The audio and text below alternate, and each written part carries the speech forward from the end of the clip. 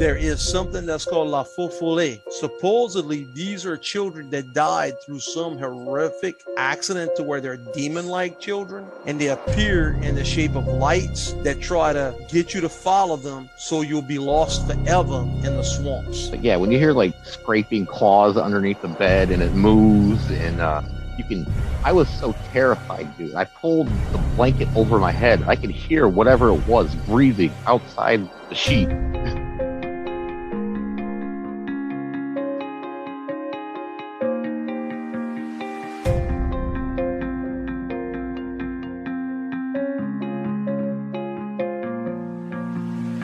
When I was a little bit after there, we got into a car accident, hit a moose. My mom ended up under the steering wheel of the car, and she had a big hand-shaped bruise on her shoulder.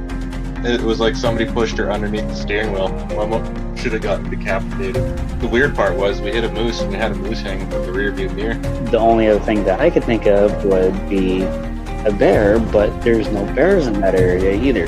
It's just not the right habitat for them, and when you see a bear's going to move. It's going to take off for the most part. And this thing just sat and did nothing. This material world that you're told is bound by science and everything else, obviously science and physics are very important. There is so much more out there that is left to study, that is left to learn about. Hello and welcome. You're listening to Investigation Cryptoparology. Sit back, get relaxed, and crack open your favorite cold beverage as we dive deep into the abyss of what we were told couldn't possibly exist.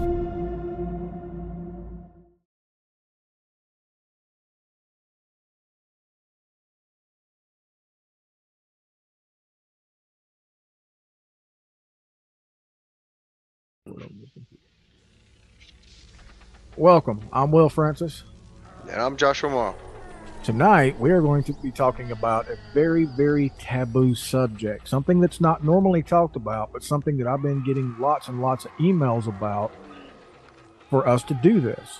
And I hope it doesn't offend anybody, and if it does, can't really help it because this is open to the world. Torture methods. A lot of people are squeamish. What do you think about torture methods, Josh? Do you think it works?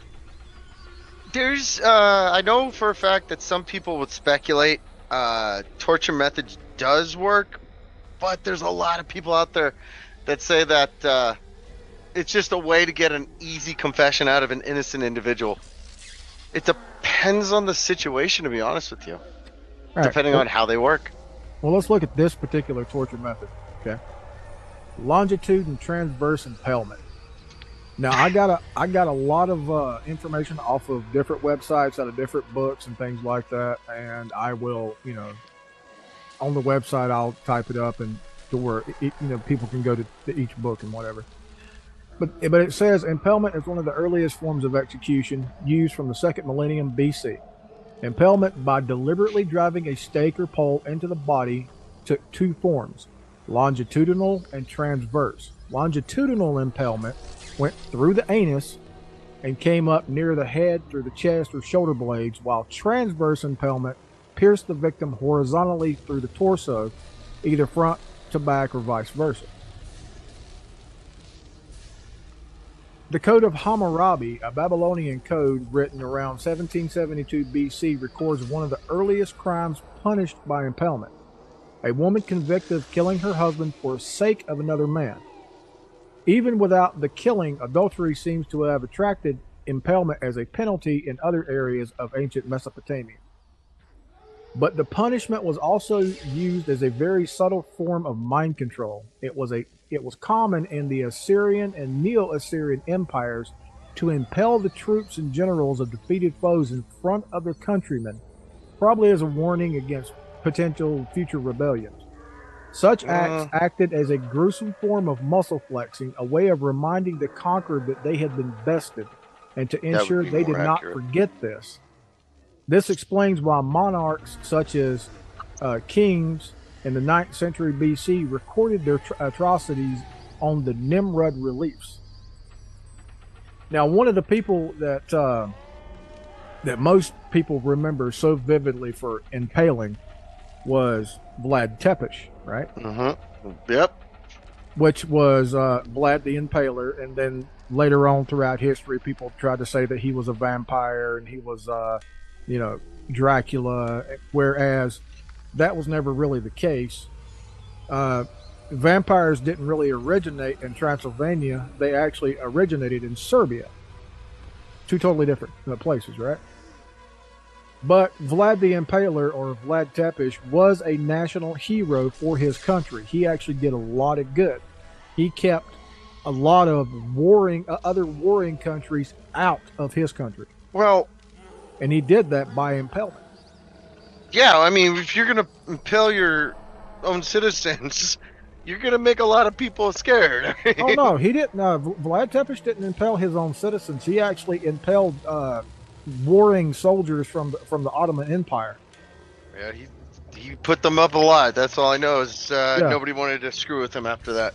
Yeah, it had nothing to do with his own people. He didn't hurt his own people. He was the Turkish soldiers. So, and the Turkish and other soldiers and warring armies and stuff, not his own people. So he was a hero to his people because he kept war from his country. Which it ain't really hard, because if you put up, on the road, to the town or the village or whatever, you put up 160 on one side and 160 on the other side with poles stuck up their ass and popping out their mouths. Yeah. I'm not going to be attacking that country. Nope. No way in hell. So good on him. Vlad Tepes is a national hero. I commend him for what he did. Now, if only impaling was still a thing, man. Could you imagine? Could you imagine? Put this in perspective. Lining the entire eastern, southern, and western seaboard with people stuck on sticks. But okay, I'm gonna go with let's assume Iraq, right? Would it have made a difference with the war overseas? Like, not really. That's a more recent thing. You know what I mean? Yeah. But at the same time, if it was still a legal thing, big, capital I, capital F, big if, it was still a legal thing to do, and it was an accepted thing to do, maybe 9/11 wouldn't have happened. Because, people coming into this country and seeing this, they come into this country through Ellis Island, and all around the Statue of Liberty are poles with people jacked up on them. Really? That, if you were involved in 9/11 and you were in this country and you were caught, you were going up on a pole. You could survive. You could survive prison for years and years and years and years and years, especially if you're a hardened criminal like that. But to see your countrymen jacked up on a pole, nah, man, fuck this. But the thing is okay. So with modern technology and stuff, you probably try to find a way around where that wouldn't happen to you. You'd have to get quote unquote caught first. That's what I'm getting at. Well, you'd have to get what's the word here? Ingenuitive to not get caught nowadays. Correct. Right? Yeah. Nowadays, correct. Where, it probably easier back then.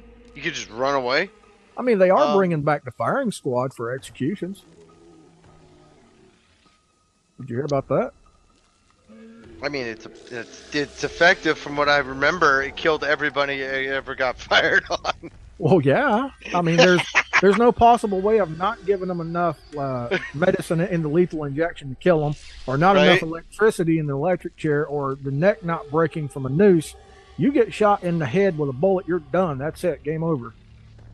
Well, there have, and I know it's gonna come up. So there have been survivors that have been shot in the head. So it's very rare, but there's a way around that.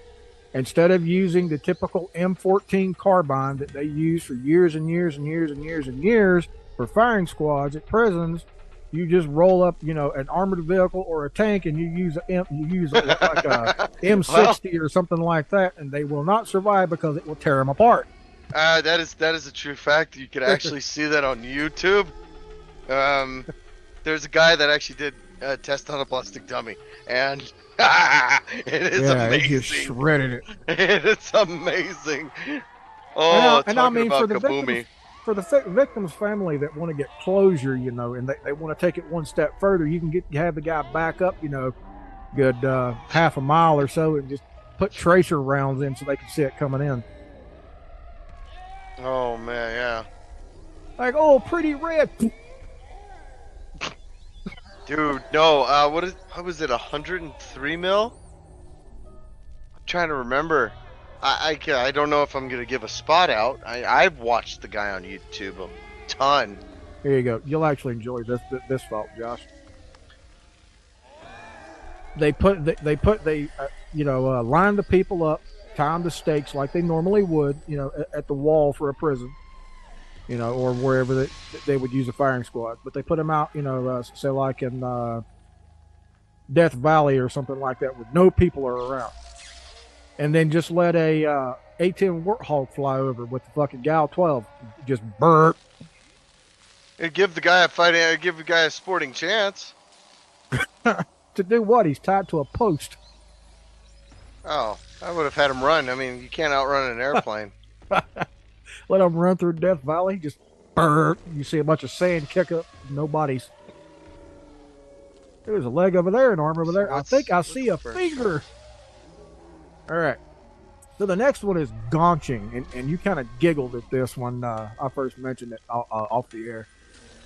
Gaunching was a specialized form of impalement. Rather than insert the stake or pole directly into the individual, they were instead dropped or thrown onto metal spikes or hooks. A rope typically hoisted the condemned up so he hovered above a bed of sharp hooks. Now, hooks, dude. Put this in your mind. Hooks. It's okay. I'm listening, eating popcorn like it's a movie.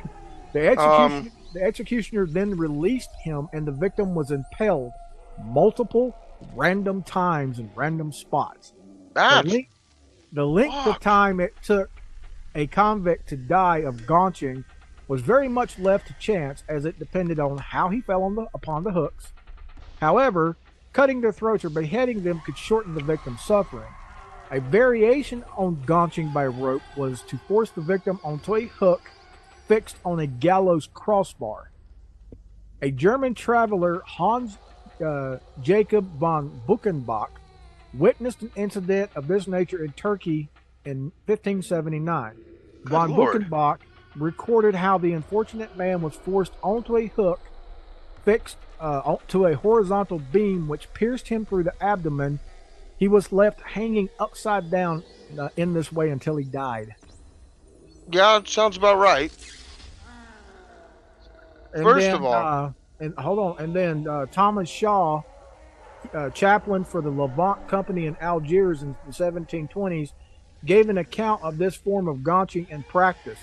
The Moors and Arabs are thrown upon the chingen, or hooks that are fixed all over the walls below, where sometimes they break loose from one hook, fall onto another hook, and hang in the most exquisite torments for 30 to 40 hours.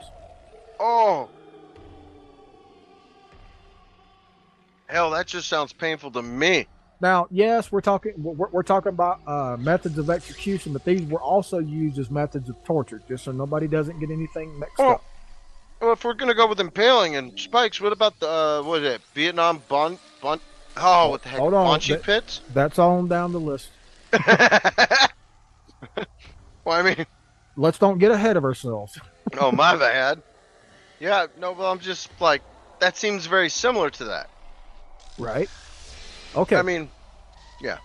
So to move on to the next little bullet point in this list, fun little giggly list. Yeah, this is shit that rolls through my head when I'm sitting on the couch in the middle of the night. Premature burial. Oh, buried alive. People who are claustrophobic are going to hear this and go, nope, click, stop, or fast forward. Burial alive or premature burial was the practice of burying a living individual in a grave. There, they would be left to suffocate due to lack of air, or else were provided with an airway and left to die of dehydration and starvation and the sheer terror of being buried alive. Tacitus describes one of the earliest instances of living burial in his Germania. Amongst the Germanic tribes, and if nobody understands this, the Germanic tribes in Germania, that's German. Germany. That's Germany and the Germans. And this was years before. This is back when, back before technology or any kind of industrial anything. Amongst the Germanic tribes, anyone convicted of a dishonorable or shameful act was tied to a wicker hurdle and then forced face down into the mud. Dirt was then heaped upon them until they were completely buried. Tacitus said this was because the Germans believed crime should be exposed, but infamy concealed. So if you were infamous for anything like murder or shooting people or stabbing people or raping or anything like that, you were buried alive. You know what the funny part is? Nowadays, you can drug somebody so they could pass out and they won't even know it. And then you could bury them alive to the point where they'll wake up in it. Back then, there was no drugs. These people were like watching their doom. So half of the freaking torture was mental. The other half was actually physical. Yeah. Now this will tell you how way before Hitler was ever on the scene, how tormented some of the minds of the people of Germania were, or Germany. It says, however, elsewhere in Europe, women guilty of not so outrageous crimes risked premature burial. In 14th century Denmark, Queen Margaret I decreed adulterous women should be buried alive.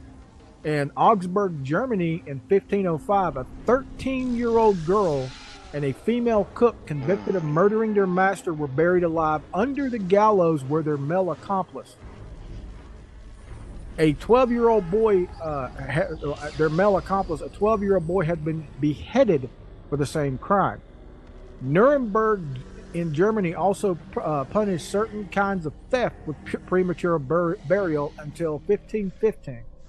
This was deemed too extreme and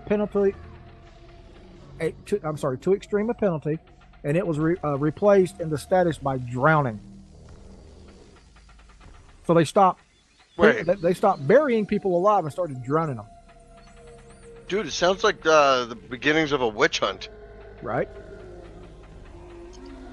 Okay, this one you'll actually enjoy. Well, or you may not enjoy. I don't know. Well, I might. Immurement. Do you know what immurement is? I have no clue. Let's do it. Immurement takes its name from the Latin im, which is in, or mirus, wall. So it means in the wall or walling in. Oh. An immured person could not expect to die quickly, for asphyxiation was not generally a risk. Instead, they would be left to die of dehydration or starvation. There's a story about that where I live. I'm not surprised. There's stories about that all over the place. I'm sure Jimmy Hoffa is in somebody's wall. The funny part is the guy died. So it is actually based on that. So somebody tried robbing a grocery store here, and they went to the roof and thought, oh, hey, here's an escape hatch. Ended up going down it. It's a pillar, right? Mm-hmm. Went down into this pillar base, and nobody knew he was there. But he ended up walling himself in because there was no way to get out. Yeah, that sucks. And they eventually found him due to the fact it started to reek in the store. They couldn't, it's been a couple weeks. What the heck? What's going on? They had to break the pillar to get his rotting corpse, because the only way they found him is because he stunk. Oh. Yeah, he literally dehydrated to death. Damn. Yeah. You can look it up and what is it? You could probably Google man gets stuck in grocery store pillar, I believe. Yeah. Yeah. Okay, so that's literally what I mean. Not about the store, but being in a pillar is literally what being it says. walled in. Yeah. It says the victim is put into the pillar, which is half built up in readiness. Then, if the executioner is merciful, he will submit quickly up to the face, and death comes speedily. But sometimes a small amount of air is left to permeate through the bricks, and in this case, the torture is cruel and the agony prolonged. Men bricked up this way have been heard groaning and calling for water at the end of 3 days. Mm-hmm. Oh, yeah. Well, thanks to modern technology, they didn't hear that guy. Oh, no. No, they didn't. Yeah, thanks to modern technology and the cement mixer, Jimmy Hoffa's body is actually, well, as far as we know, it's concealed in one of the legs of one of the many, many bridges across America. They'll never find him. I'm sorry. I mean, maybe when the apocalypse comes through and everything's crumbled and everything's in shambles, you'll see a left hand or a right hand with a middle finger sticking up where he was concreted in somewhere.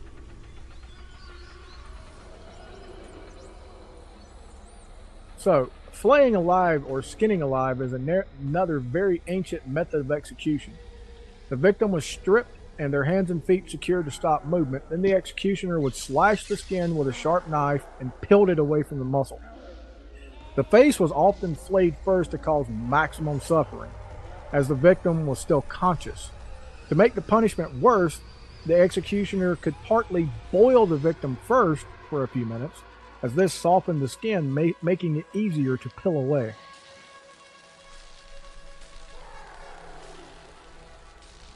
The procedure left not only the muscles, but also the nerves exposed.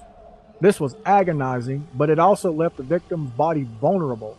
So if the shock of pain did not kill them, blood loss or hypothermia, or if they survived long enough, infection would bring about death. Sounds fun, doesn't it? Sounds like hell. Well, the way I see it is like, okay, you get people that do body piercings nowadays, right? Like, like, I'm gonna go there. The majority of the interest is like, it's weird. You could get horns under the skin, in your genitalia area, that kind of thing. Right. And that's kind of your more modern, but they numb it, right? They'll numb it. They'll make sure you don't feel pain. Back then, there was nothing to numb it. Well, Want to get on camera? there shouldn't be that much the numb to determine, right? So you got like full pain all the time. Now, could mead help or liquor? Yeah, but that would also increase your bleeding. Honestly, So, now Hey guys. Hey, Troy, what's up? I'm talking about skinning people. Folks, the history teacher from Schriever, Louisiana just joined us, Troy Polkin. So I got me just being me, and as evil as my mind works at times, once I got all the skin off of somebody, it would be me to, get some really fine, like sea salt and just rub it all over their muscle tissue. That would be extremely painful, and it would be like, skinning a live frog. You just sit and watch them twitch. Well, the Syrians did that to their prisoners. There you go. That sounds awesome. Doesn't it? They used to skin them until the nerves were exposed. The arms, the chest, the back, the legs, just leave the feet intact. And then they would put salt into the nerve endings. And then they would prod them with spears to make them run until they died. And they take bets on who would die first and who would die last. Wow. That is wow. And somebody listening that's listening to this right now is no longer holding their phone or sitting at their computer. They are in their bathroom, hugging their toilet, just. But then they're going to come back and finish listening. Because this kind of shit you just can't look away from. It's like a train wreck. You just can't. Oh. Now, Will, do you know what the deadliest game of football ever played was? Oh, isn't that the Aztecs? Yeah, it's ancient Aztec basketball, actually. And the winners had their hearts ripped out. I mean the losers. I'm sorry. Yeah, losers. No, not the winners. But we've got a list of bullet Well, points and things. it was actually combination of basketball and football, and as many people as wanted to could join either team. It's just that the losing team died. Yeah. Okay, let's try not to get too far ahead of ourselves. We got like 20 pages to go through here. Yeah, we went off spearing. I got a little sidetracked. The next point we're going to look at is something that the age-old cannibals of Papua New Guinea could tell us all about if we could talk to some of them that still practice it. It's called bowling alive. Bowling people alive as a punishment for their crimes may not have been as common as for some forms of execution. However, it enjoyed a brief but nasty time on the statute books of England in the 16th century and was used intermittently in Asia as a form of vengeance and intimidation. Oil, water, lead, even hot wax. Shut up, Josh. The procedure involved either placing the victim in the liquid or heating it, up to temperature, or else waiting for the liquid to come to temperature and then slowly lowering the victim in from, feet first. If the temperature was moderated correctly, the victim would remain alive and in agony until the overlying fatty tissue was destroyed, allowing major breaches in the veins and arteries. I'm sorry, but, I would take being flayed alive, being impaled, being immured, being buried alive before I would take being boiled alive. That's some serious stuff there. Yeah, that's fucked up. So, in the words of Hannibal Lecter, meal for one? Borrow party of one? Right? Now, where was that done at, Will? England. But there's other places that did it. I know that. And I know they used to boil the bodies of the victims in Papua New Guinea because it made getting the meat off the bones easier. Mm-hmm. Well, around that area in New Guinea and also in some of the surrounding islands and stuff, when they would defeat their enemies, they would have the ones that served as slaves to get down on all fours, and they'd place a huge stone slab on them, and that was the table where they sat at to eat the rest of the enemies. Oh, I believe it. So, okay, so here's one that everybody has heard of. Some people know the definition of it. Some people don't know the definition of it. Some people see pictures of it and go, well, what the fuck is that? Oh, that looks like that would suck. It's called the brazen bull. According to, I guess it's Diodorus Siculus in 560 BC, Paralos, a metalsmith from Athens, designed the brazen bull. Paralos made the contraption for the Phalaris, I can't even pronounce any of this, the despot of the Sicilian city Acragus. Phalaris was known for his excessive cruelty, and so with this in mind, Paralos designed something especially unpleasant to execute his enemies in. As the name suggests, the brazen bull was a hollow metal vessel in the shape of a bowl. The condemned were forced inside through a trap door in the bull's belly and then enclosed within. Once the victim was secured, a fire was lit beneath the bowl, heating the metal and cooking the unfortunate victim. Pipes fitted to the bull's mouth converted the sounds of the victim's agonized screams into the tenderest, most melodious, most pathetic of bellowings, as Paralos described them when he was pitching the bull. Phalaris, perhaps shocked to find someone with an even sicker mind than his own, decided that Paralos should give him a personal demonstration of the bull's attributes. So he had the hapless metalsmith bundled inside his own invention and ordered the fires lit. As soon as the terrified Paralos proved that the bull did indeed bellow, Phalaris ordered the metalsmith's release, only to finish him off by throwing him off a cliff. Damn. That's some serious stuff. A You lot ain't getting out of that. A lot of people have seen pictures of the brazen bull and how Mhm. smoke's coming out of the nose, and then Nose and mouth. Yeah, the nose and mouth, and they said that the bull Yeah. would bellow. Well, what's actually happening is it's the steam from the meat inside that's being cooked coming out the nose and the mouth, and the bellowing is the screaming in agony of the person trapped inside. Listeners, put that into mind. Let that be what you see when you close your eyes at night. That's the same thing as being walled in if you really think about it. Yeah, except for the added, oh my God, it's so hot in here. Why is my skin sticking to the walls? They'd be frying it. You kidding me?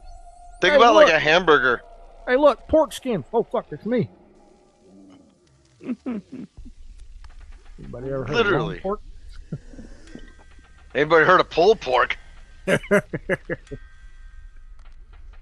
Hanged, drawn, and quartered. Mm-hmm. The penalty of hanging, drawing, and quartering in England began to evolve as a penalty for treason in the 13th century. Matthew of Paris, a contemporary chronicler, recorded how the plot to kill Henry III resulted in two men, William de Marisco and his unnamed accomplice, being put to death. The two men were drawn on hurdles to their place of execution and hung. De Marisco was posthumously disemboweled and quartered, and his accomplice beheaded. So now, the drawn and quartered that people heard of in the Old West, where you would have 4 horses at 4 different angles with ropes attached to 4 different body parts, and they all haul ass in 4 different directions. Mm-hmm. That's what being quartered is. Well, it makes sense. You're being quartered. Right. In 4 pieces, and then the Mhm. middle piece. But there were some with the, people. with the samurais drawing and quartering, meant when the samurai drew his sword, He was cutting he himself. cut vertical and then across, and the body would fall in 4 parts. Right. Now, some people, it's actually on record that some people were quartered, they were drawn, drugged, whether it be road hauled or, whatever you want to call it, drugged from wherever their place of crime or jail to the place of execution behind a horse, behind cars, once cars became a thing. And then at the place of execution, they weren't hung first. They were quartered first. They had their arms and legs ripped off, and then their torso was hung. By the chimney with care. No, I was kidding. In hopes that Krampus would soon be there. Wow.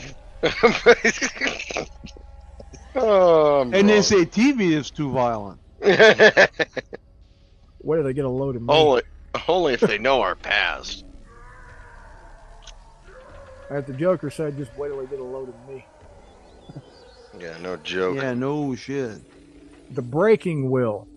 And if anybody is letting their kids listen to any of my podcasts, shame on you. I'm not saying you're a bad parent, but shame on you. You know how I talk. You know I don't have a filter. Baby. You know none of my guests have a filter. So your kids are going to hear words come out of my mouth or my guest's can mouth finish they this tomorrow. never heard of. Oh, guaranteed my mouth. Guaranteed.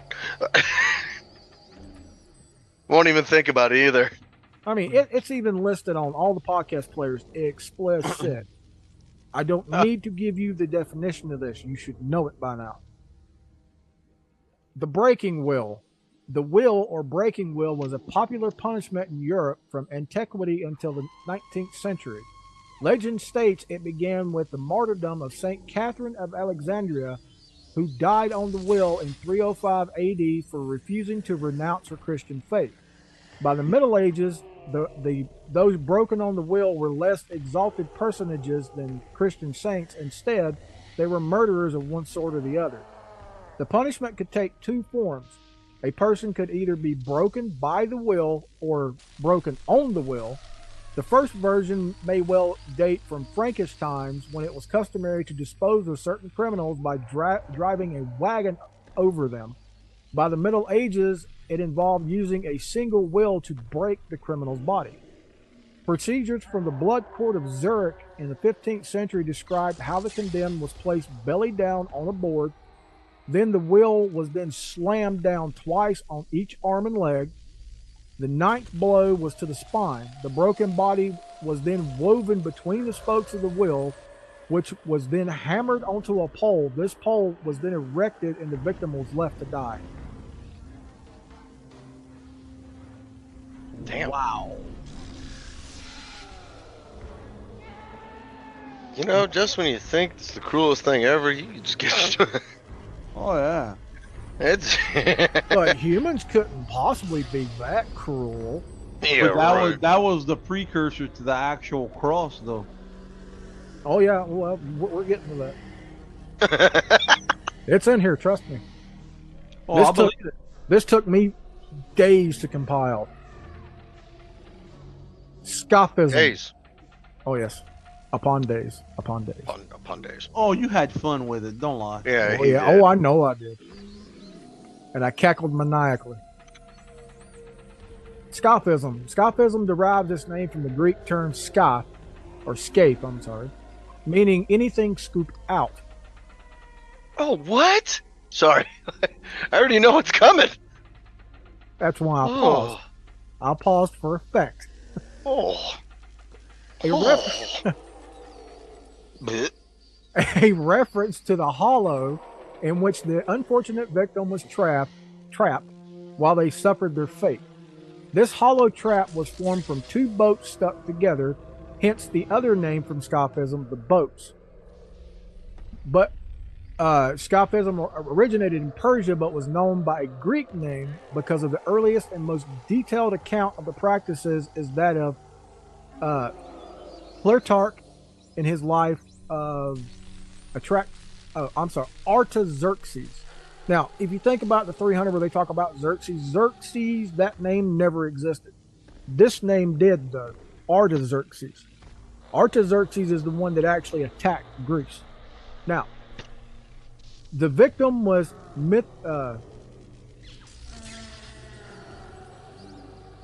oh Lord.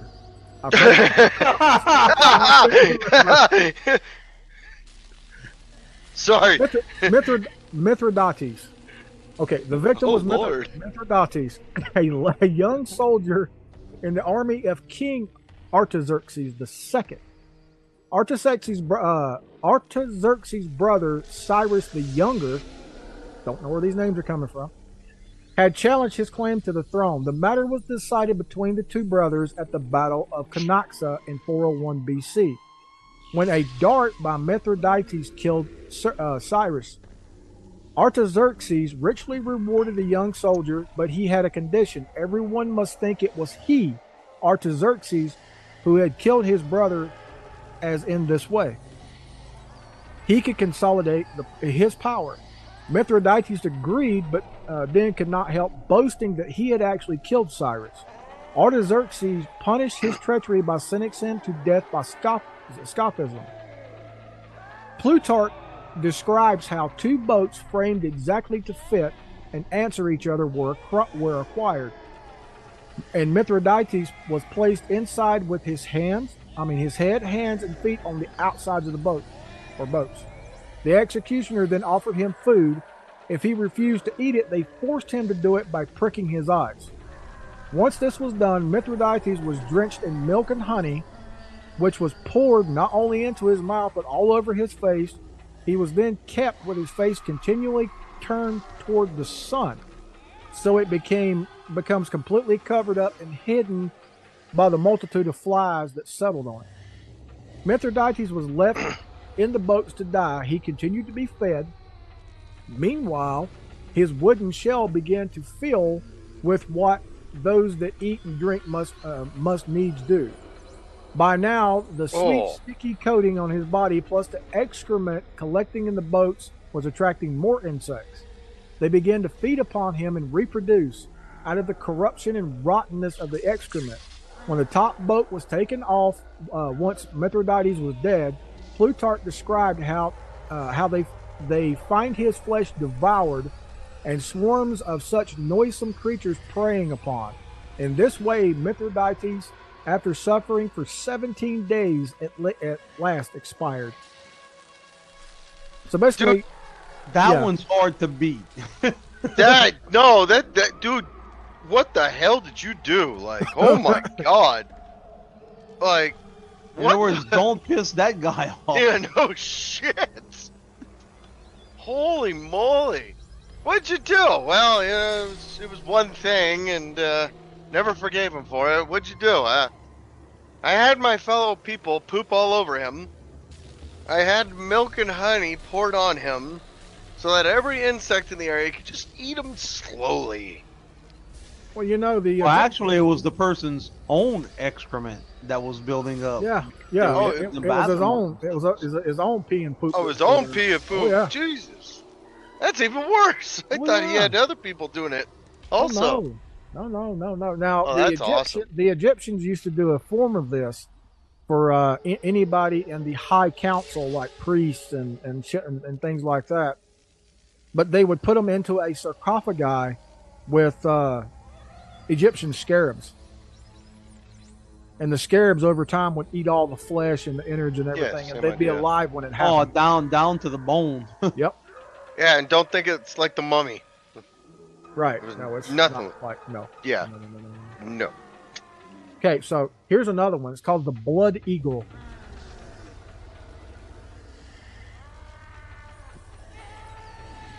Okay. Crickets. Any questions? I'm actually just kind of curious. I've never heard of it. Blood Eagle. Yeah. Is that like the U.S. invented it? No.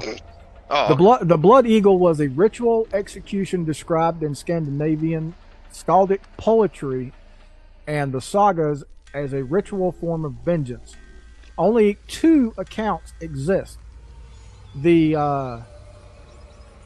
Orkneyinga saga and Snorri Sturluson's, can't pronounce the last word. Both were written at least 2 centuries after the events they described, leading scholars to debate their validity as proof that the Blood Eagle had basis in fact. The first death by Blood Eagle was that of Prince Halfdan Halig. The name is actually written out like Halfthor, which is Thor Bjornsson, the strongest man in the world. Yeah, the strongest man. Yeah. Or Halfthor, but it's written the same way. Halfdan. Halfdan had killed the father Einar, and so Einar had his revenge. The 2 accounts contradict themselves slightly, as in one, Einar orders the execution, while in the other, he carried it out himself. However, both describe what the Blood Eagle involved. The victim knelt with his back to the executioner, who severed his ribs from his spine. The executioner then pulled out the lungs through the gap to form wings.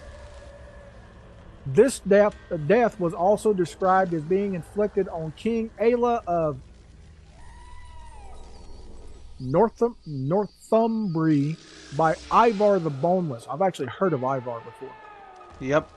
Aella was responsible for the death of Ivar's father, the semi-historical Ragnar Lothbrok. You getting this? Ivar the Boneless is familiar because he was in Assassin's Creed Valhalla. Yes. Yeah. Ivar the Boneless was the son of Ragnar Lothbrok, the actual Viking king in legend. Ivar and his brothers stormed England in revenge, and in 876 AD took the city of York and captured Aella. They then caused the bloody eagle to be carved on the back of Aella, and they cut away all of his ribs and spine and then ripped out his lungs. However, the fact that Ragnar Lothbrok and his death are semi-mythological, coupled with the lack of evidence, has led some scholars to believe that these accounts are suspect. Rather than being factual accounts, some view them as beefed-up stories designed to entertain rather than inform, colored with inspiration from the tales of Christian martyrdom the Norsemen were now exposed to. Now, thing is, people, is American scholars and English scholars both say that Ragnar Lothbrok never existed, that he was mythological, but the people of Scandinavia have written accounts handed down from generation to generation, and when translated from, the Viking runic system that they had back in the days of the Vikings into modern day Scandinavian writings, the name still says the same damn thing, Ragnar Lothbrok. So the man had to have existed.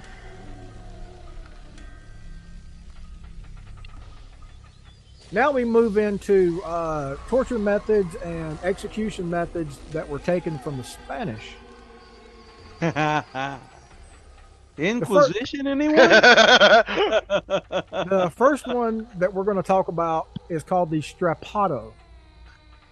Oh. The use of the strappado or corda had 3 variations. The accused would have their hands tied behind their back, similar in nature to modern day handcuffing. A rope would be tied to the wrist and passed over a pulley, beam, or hook, depending upon the place where the torture took place. As the accused was pulled off the ground, they were hanging from their arms.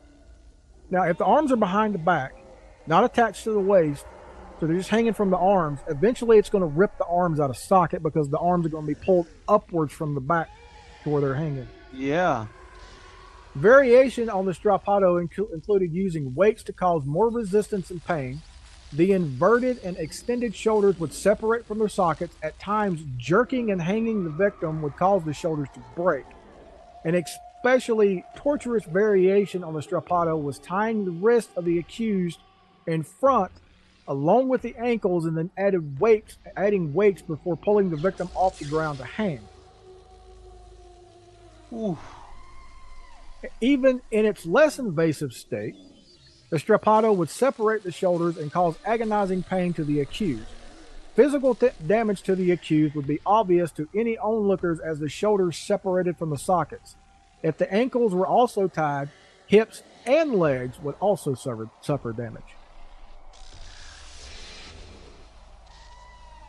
Yeah. How do your shoulders feel, Josh? Painful. Very painful.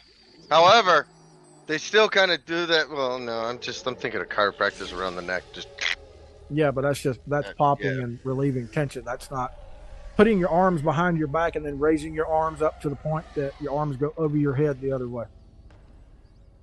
Some people could do that. Watch. He's like, hey, watch this, Frankie. They can't do it to me. Yeah, but that's contortionist and they're double jointed and stuff. Right. Yeah. That imagine if they got the wrong person, though. Wouldn't that be funny? Pop. I could only imagine that happened. They're like, do that to him. They're like, sir, we got to tell you something. What? It doesn't face him. What do you mean it doesn't face him? Watch. Pop, no, pop, the pop, whole pop. thing is they would have killed him on sight because they would have thought he was from the devil. Yeah, right. You're probably right. All right. Well, now I have to say this. I have to put this little disclaimer out there for all the people listening around the world who are wardens of prisons or places like Guantanamo Bay and things like this. This is not aimed at you. Not N-O-T aimed at you. It's just a part of the torture and execution thing that I wrote up. So fucking relax. No. Water torture. No. Theoretical images of someone having their head held underwater to encourage a confession pay homage to Toka. In modern times, this would be referred to as waterboarding. During the Spanish Inquisition, there you go, Troy. It was also called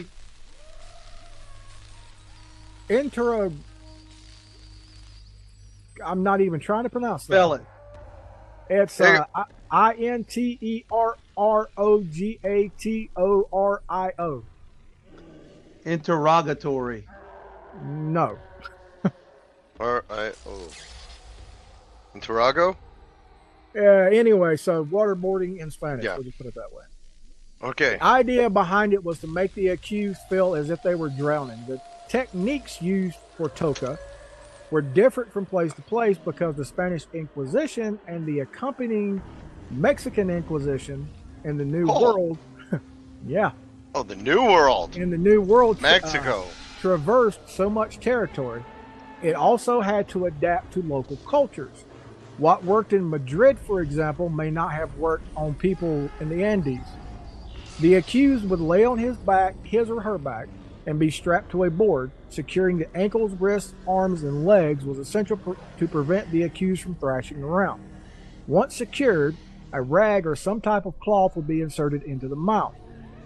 Officials of the tribunal would then pour water over the rag, mimicking the sensation of drowning. This technique would be repeated sometimes for days until confessions came forth. Breathing would become increasingly difficult as the torture increased in frequency. At first, the accused would be given enough time to catch their breath after the token.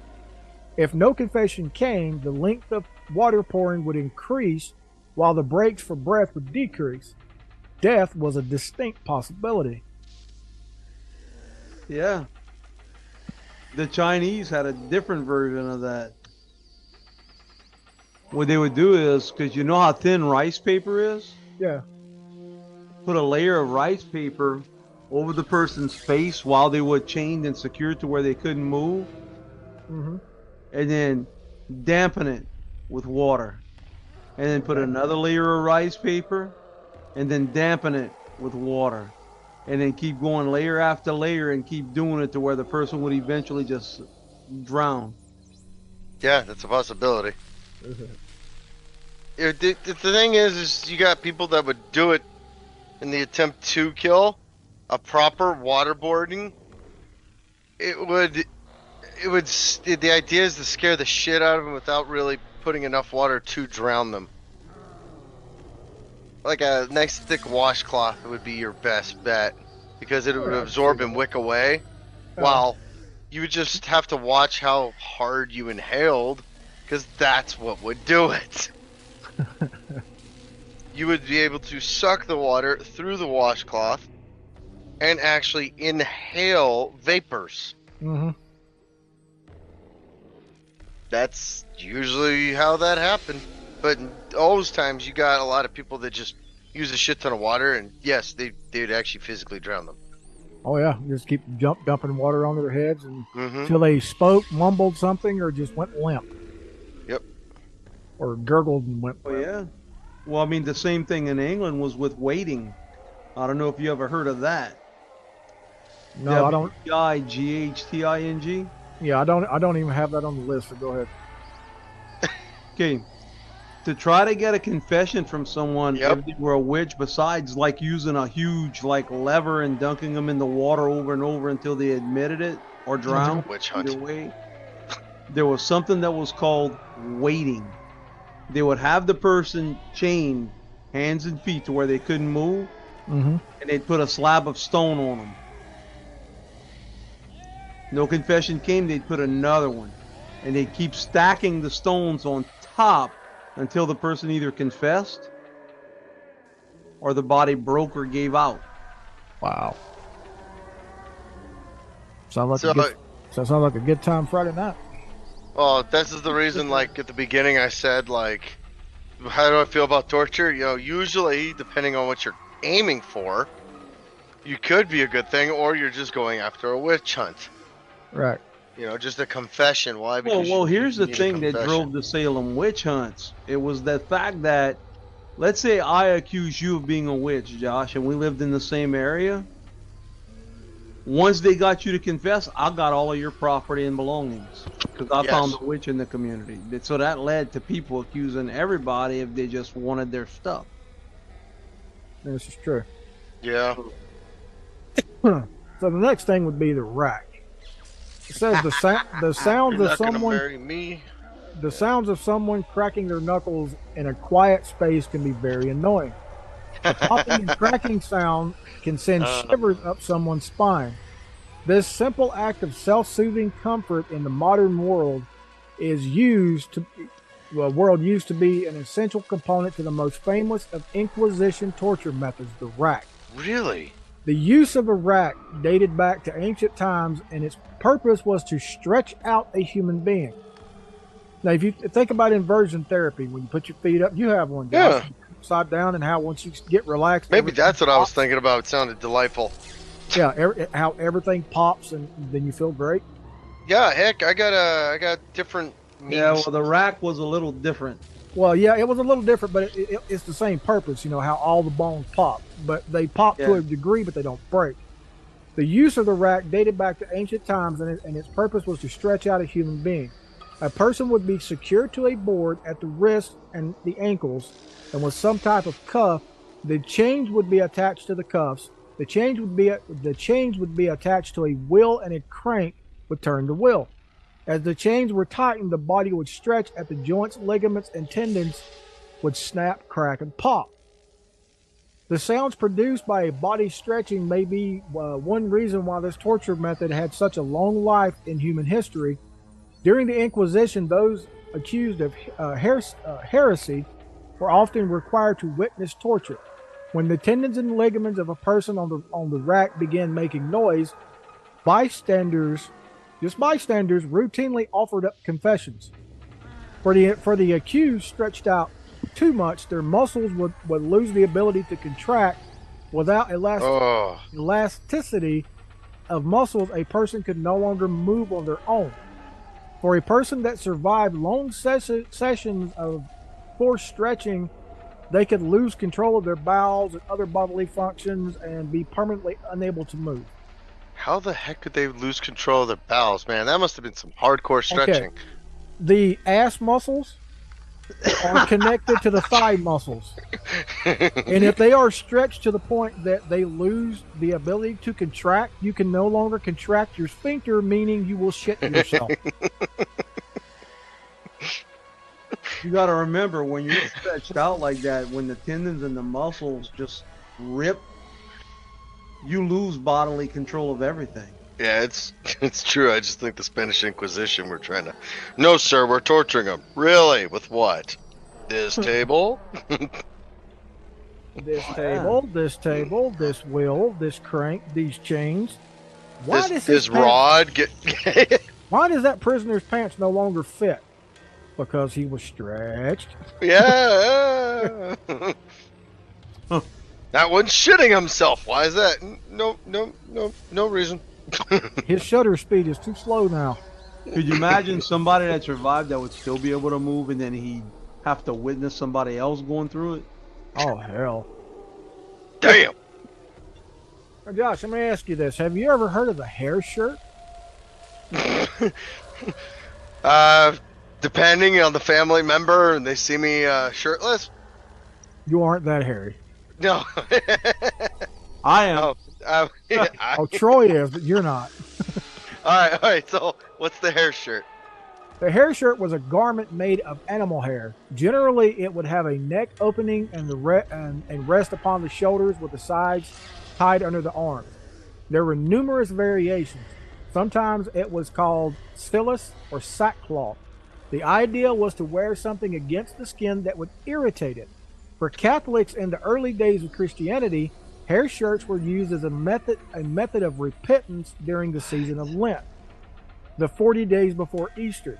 To intensify the irritation of the skin, other items were added, such as twigs, rocks, or metal. During the Spanish Inquisition, here we go again, the hair shirt was used as a voluntary or post-torture confession. If a person was suspected of heresy, they could either confess their sin or wait for the Inquisition tribunal to charge them. The use of the hair shirt happened mainly in the New World royalties. The hair shirt represented the outward acceptance of the teachings of the church. For people that faced the tribunal, it was required that they publicly proclaim their devotion to God, Jesus, and the church. It was an outward symbol that they had confessed. It was their this is organized religion. Yeah. It was an outward symbol that they had confessed their acts of heresy and would never be a heretic again. The tribunal would sentence a person to wear a hair shirt for several hours in a public space, such as a market or square. Now, there are actually pictures, and people had no idea what this was. They just thought it was a shirt of wool or something like that. It's not wool. It's not a wool. It's not a commodity type material. It was just hair, like horse hair. And if you've ever ridden a horse with shorts on, that shit is irritating. So I'm guessing you got flailing in there too. No, No? How about thumb screws? no, but the one I've got that's coming up's pretty good. Yeah, the flailing when you take the flail self. Dude, that was in That's Yeah. it's called scourging, not flailing. scourging. Yeah, that's what scourging. it's called. You use it like a cat. Okay, if anybody wants to make a scourge, please don't use it on yourself or anybody else. But you can use a cat of nine tails, right? And at the ends of the cat of nine tails, or at the end of each tail, you would attach bent metal that is sharpened, nails, glass, hooks, anything like that, and it becomes a scourge. Yeah, but they do it Now you as can like a make it self. now you can make it hanging on your wall and put a sign above it that says the beatings will continue until morale improves. Yeah, there you go. There we go. But yeah, So that was a Josh, scourge. you know what a thumb screw is? Yeah. Hypothetical. It's a screw going through a thumb. No. If you look up this device, it's kind of like a vise that you use to hold stuff with, but it's like got 2 bars vertical, and then they got another flat bar that goes across that fits between those two, and then they have a huge thing that turns to tighten the two to come down. And sometimes there was metal protruding from it to where when it tightened and squeezed the thumbs, there was a point that would go into the nail beds and just squeeze the thumb That sounds until it would delightful. just be smashed. And they could either put just your thumbs, they could put your big toe in it, they could put all 5 fingers of one hand or all 10 toes. Yeah. That just sounds delightful. Makes me want to ask for that at the next pedicure. That's Right? almost as good as attaching the little shackles to the thumbs and hoisting them up with a chain to where you're just held by your thumbs. Yeah, the Chinese handcuffs. So, Now, here's one. That sounds delightful. Bamboo torture, allegedly employed by the Japanese Empire during the Second World War, uses fast-growing bamboo shoots to inflict immense pain on the human body.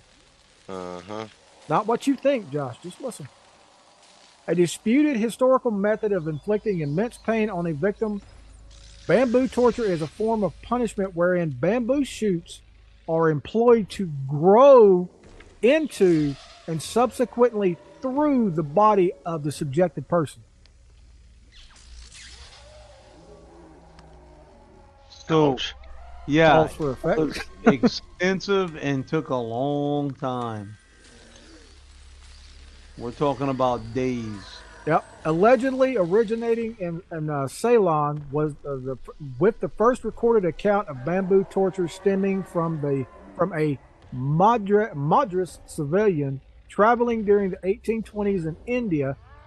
Similar depictions have survived from throughout the region, appearing also in Malay history and culture. It has been contended the Siamese employed sprouts from the Nipa palm in an identical fashion to bamboo torture during the 1821 invasion of Kedah. Most famously, bamboo torture was alleged to have been used during World War II by the Japanese Empire against Allied prisoners of war.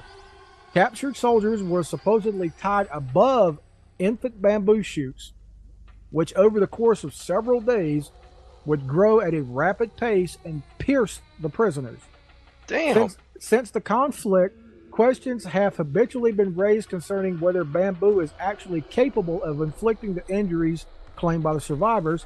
However, a 2008 Mythbusters investigation verified that bamboo shoots can penetrate several inches of ballistic gelatin compared in strength to the human skin in less than 3 days.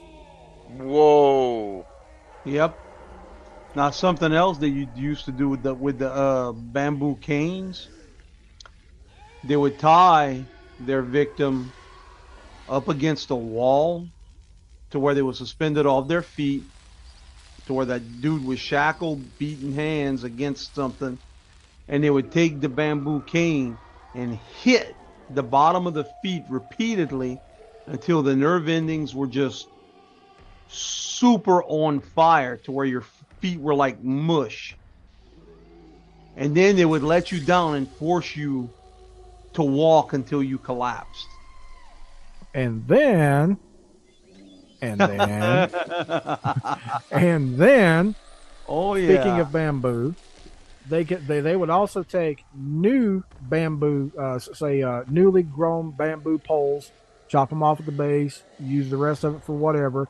The middle of the bamboo being the toughest part of the bamboo, they would strip off these little tiny slivers and fasten the victim's hand down to a board, and then pick up one of the fingers, lift the nail up slightly, and just start driving them under the nail all the way up to the knuckle. Good.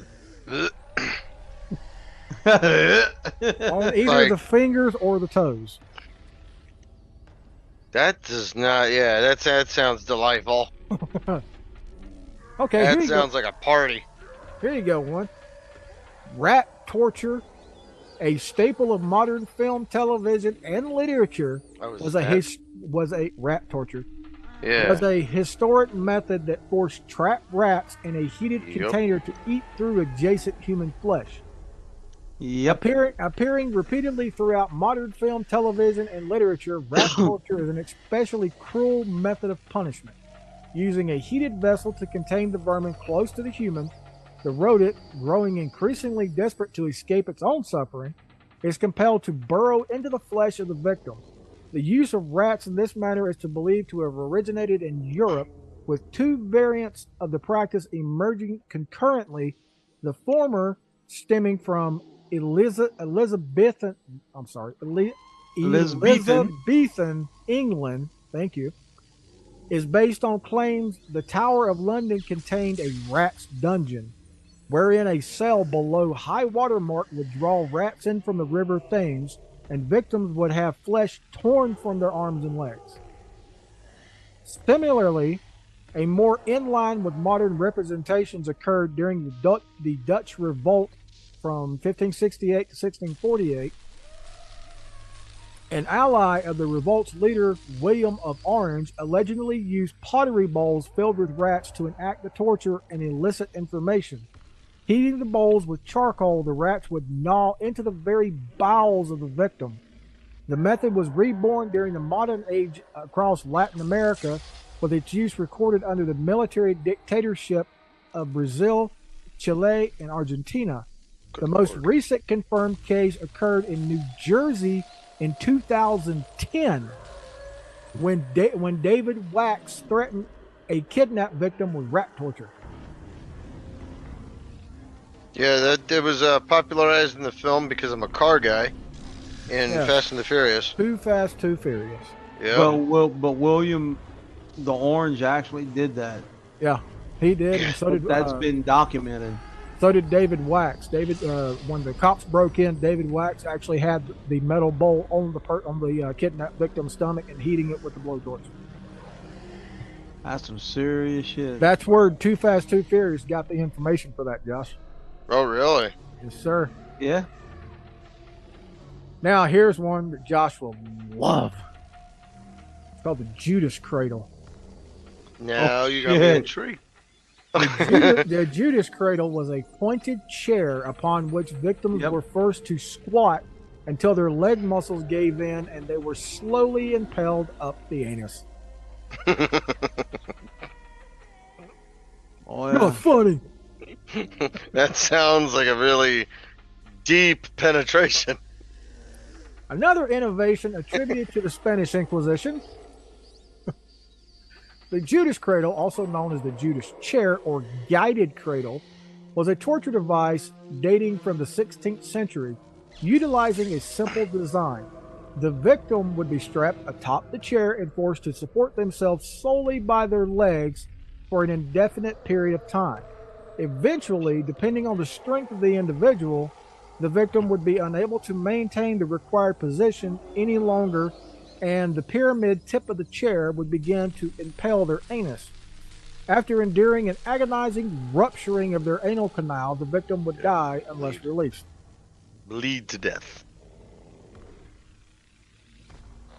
Unless one is standing. Unless one is into that sort of thing, and I mean, I've seen pictures in the past of tortures and self-inflicted insertions where people have sat on road cones. So,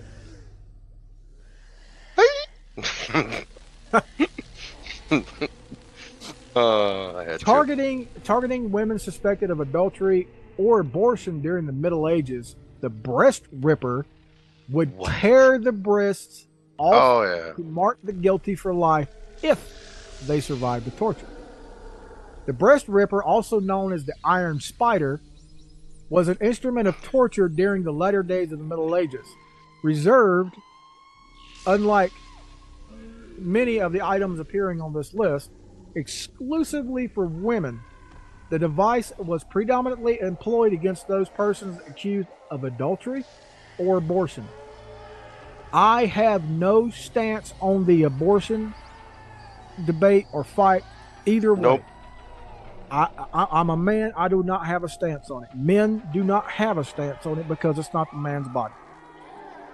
But as you can see from this thing in history, abortion has been a bad thing ever since the Middle Ages. That's all I'm saying. Oh yeah. Please don't cancel me. Made from iron and heated to ensure an easier tear, the spikes of the ripper would be attached to a convicted woman's breast. As the device was manipulated, it would slowly but surely shred the breast apart, rendering it useless. In many recorded instances, the breast would be ripped clean off, along with a substantial portion of the upper torso, resulting in near instant death. A similar variant of the implement of the iron spider was a less portable alternative attached to a spiked wall. The unfortunate woman would be attached to the mechanism and pulled along by her breast until they were torn from her. Wow. That is fucked up. Imagine if Kim was hearing this right now. No, I don't think she. Josh, what are you listening to? No, I guarantee she'd be like, nope. Keel hauling was another. Wait. That one's in the list. Okay. I do the same thing. It's all good. Let's don't get ahead of ourselves. We still got 2 more before kill hauling. Okay, now this one anyway. The Roman candle, from which the popular firework allegedly derives its name, was originally a torture mechanism whereby Christians were set ablaze for the amusement of the Emperor Nero. What? In the year 64 of the Common Era, the Great Fire of Rome devastated large parts of the imperial city.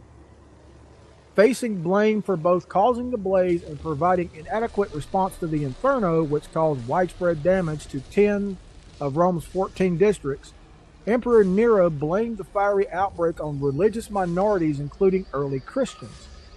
Among the alleged cruelties bestowed upon these religious minorities was the so-called Roman candle.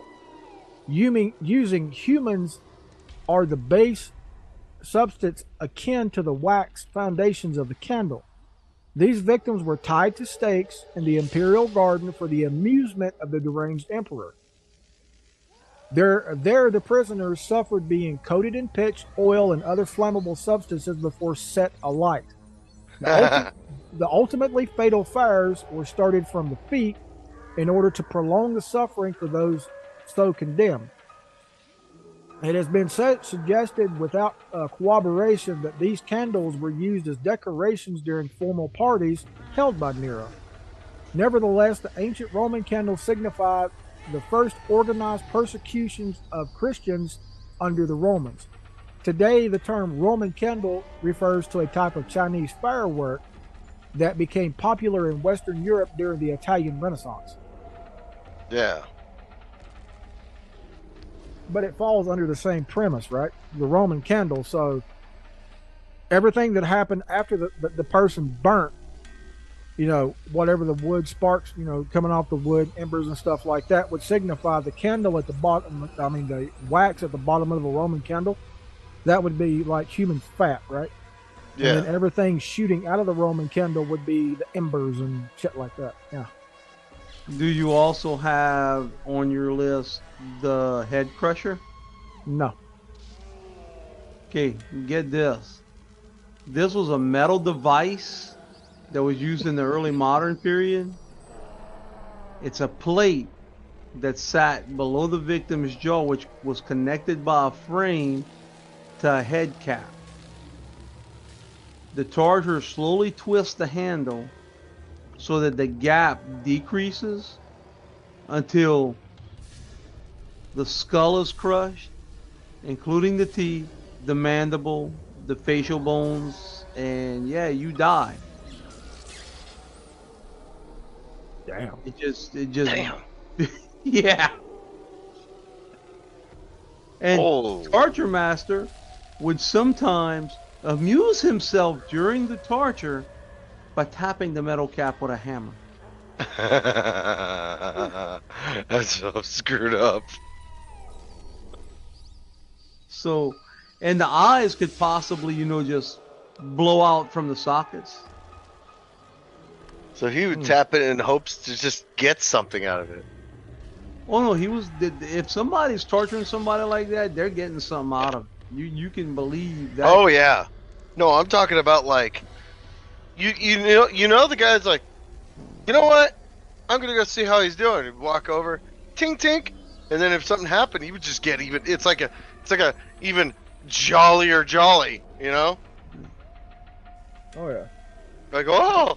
Now you something have the happened. instep. Do you have the instep borer on your list? Nope.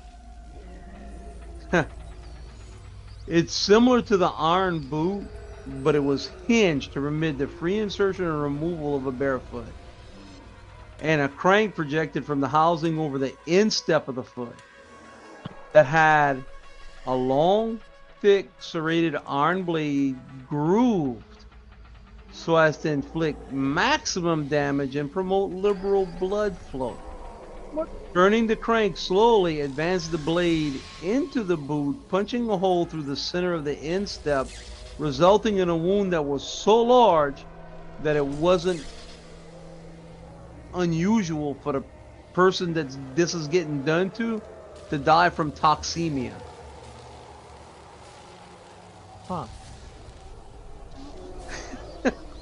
Okay. Oh yeah. Yeah.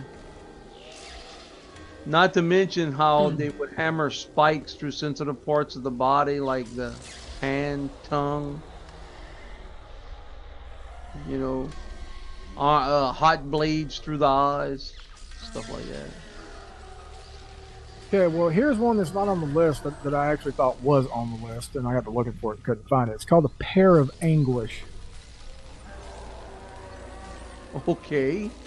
Now, just you two, just imagine how a pear is shaped. Okay. Now, imagine on one end of that pear is a ring, and that ring actually spins. And when that ring spins, the outside walls of the pear expand. Now, we're using the pear as the hook is on the small end, and the large end is the end you're going to insert.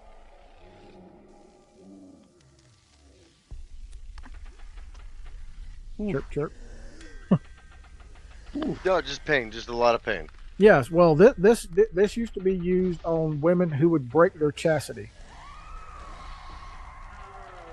So back during the medieval times, a Vestal virgin or anything like that was chastised, if they would, remove their chastity belt and, partake in premarital sex or anything like that, to ward off their want or wanton need to do this ever again, this thing would be inserted into the vaginal cavity and twisted until it was fully expanded to where the walls were straight horizontal. Ow. Yeah, this was also used on men who partook in back then That it was sounds actually worse. Back then it was an actual legal thing because, this particular torture method was actual legal thing. But the whole thing with homosexuality and things, that's been a normal. It's not a new thing. It's been a normal thing since back before the days of the Romans. Because in Roman times, male emperors could have a female wife, a female consort of a younger age, and then a male consort of the same age as his wife or younger, who would all participate in sex. And it was a normal thing. The Bibles and other religious literature throughout history has construed the original meaning, where the original text was, "A man shall not lay with another man."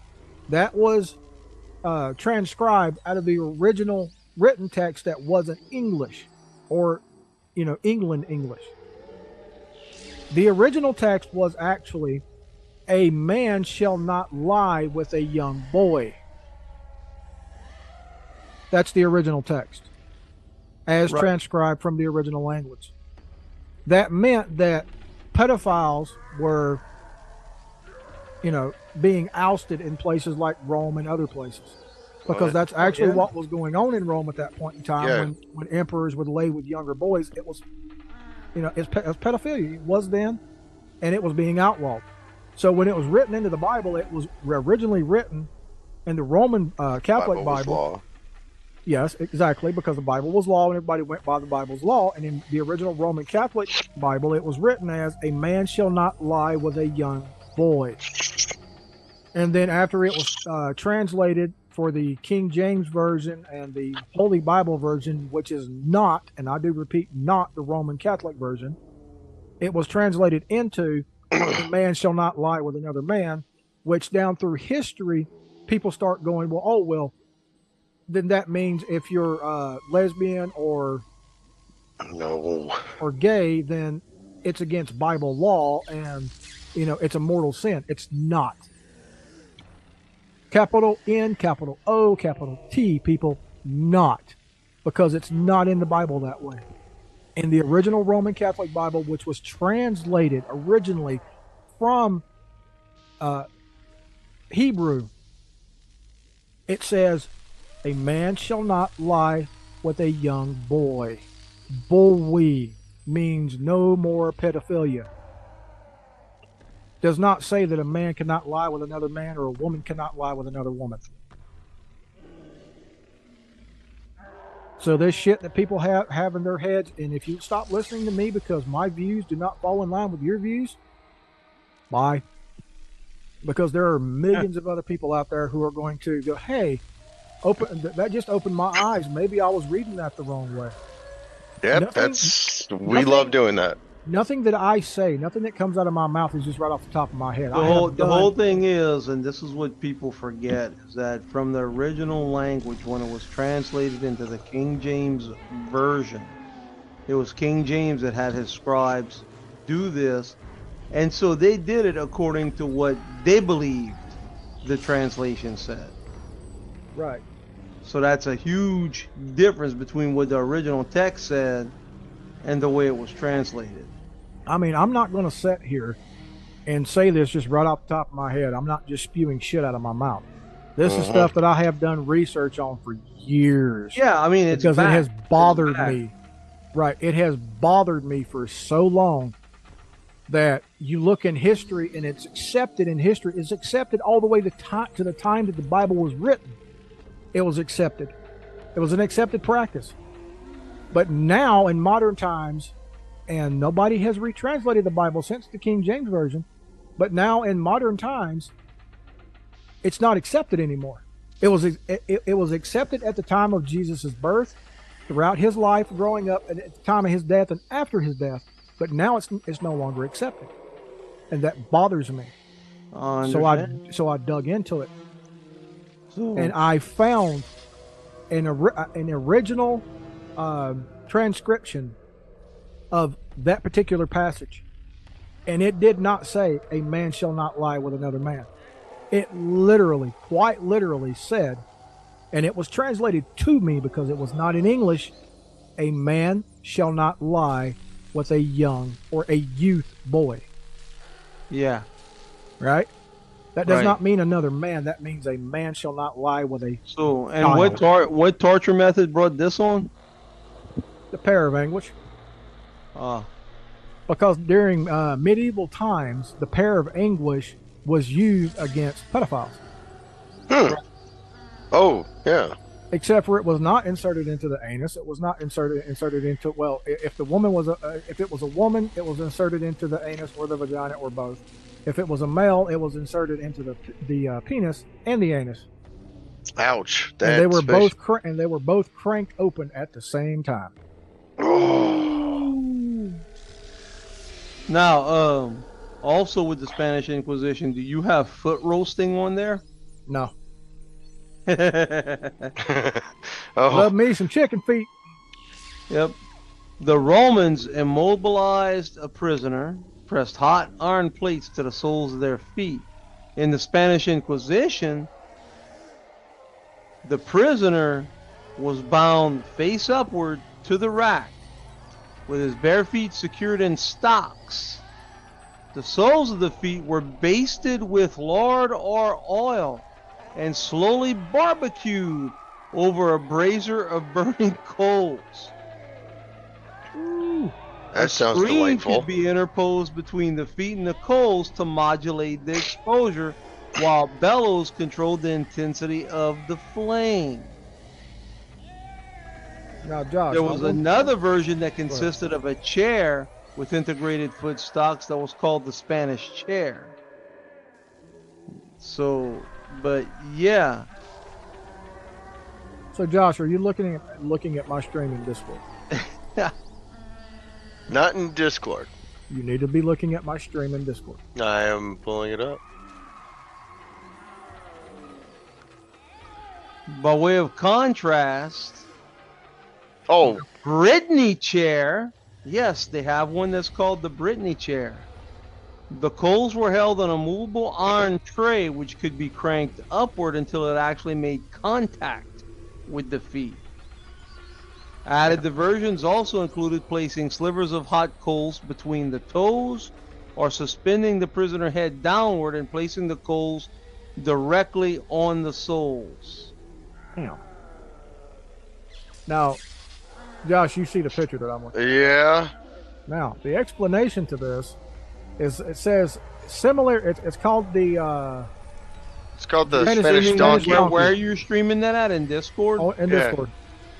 It's called the Spanish donkey. Yeah, the Spanish donkey. Similar to the Judas cradle, the Spanish donkey is a triangular board that a person is forced to straddle, putting their full weight right on the crotch. Weights are then added to the feet until it splits them up the middle. I think that would be just a little bit painful. I did. Oh, good lord. Yeah. See that's just painful in general. That's Well, horrifying. Here's something Because here's it's something not that sharp. looks fun. It's called the Spanish tickler.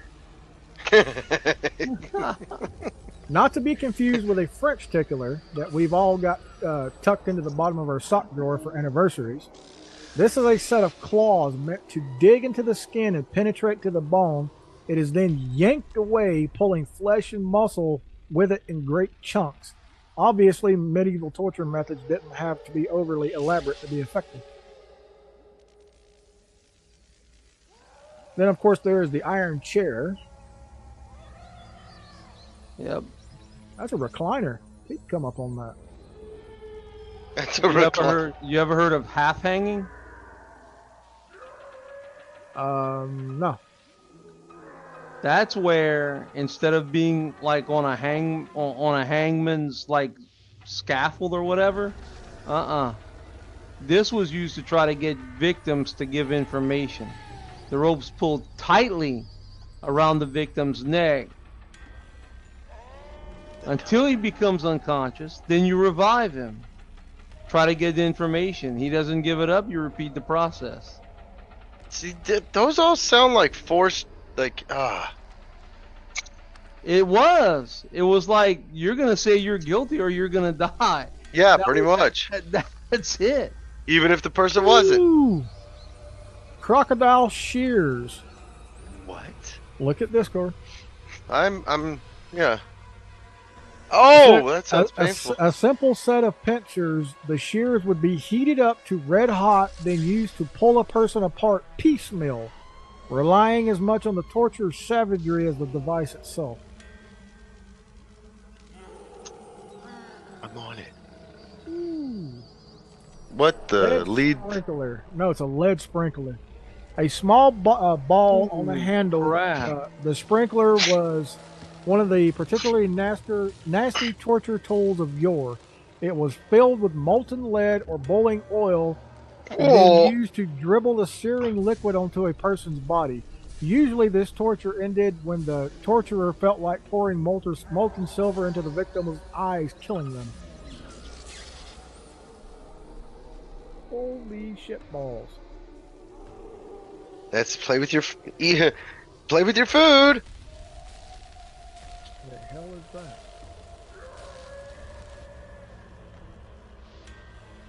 Oh, it's called the shrew's fiddle. An example of a pillory type device. This was mostly used for women who men deemed worthy of punishment for whatever arbitrary reason. They would be bound in this hideous contraption, which prevented the woman from feeding herself. It also left her defenseless against whatever cruelty passerbys might feel like dishing out. So her head would go through the big hole, and then her arms were through the other two small holes. Yeah, they've used that That's many messed different up. places, though. There's a tongue tearer. Josh, I got one for you. Saw torture. They tie your feet up on a pole and hang you upside down, and your feet are apart, and they take one of those lumberjack saws and start cutting you in half between your legs. You know, honestly, I don't think I would want the Spanish donkey. I would rather take that, because eventually you're just gonna bleed out and die. All right, well, you heard earlier when we were talking about breast ripping and the iron spider. Yeah. The picture of the iron spider is actually up on. Ooh. Yeah, I was making my daughter noodles. This There is you the go. thing. This is the thing that they would wrap around the breast of women, and then yank back. Aye. Yeah, it looks like a bear trap. Yeah, it does. The Malay boot. Pillywinks. What the? Is that your fingers or toes or something like that? Thumb screws. Thumb screws torture is the common name for pillywinks, which have a deceptively cute title. These took several forms, including the head crusher that Troy just talked about earlier, which was likely named by a 4-year-old, and the knee crusher, which he also labeled. They all do the same thing. Twist the plates like a vice, and they crush the thing between them.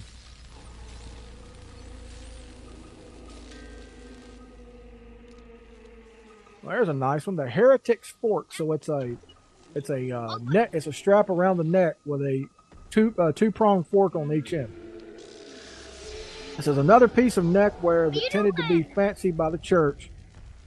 These would be placed between the lower jaw and the throat. Lower your head and it will kill you. If you're lucky, the Heretic's Fork was a macabre way of keeping sinners looking up at God. Oh, shit. You ever heard of the sandpaper floor room?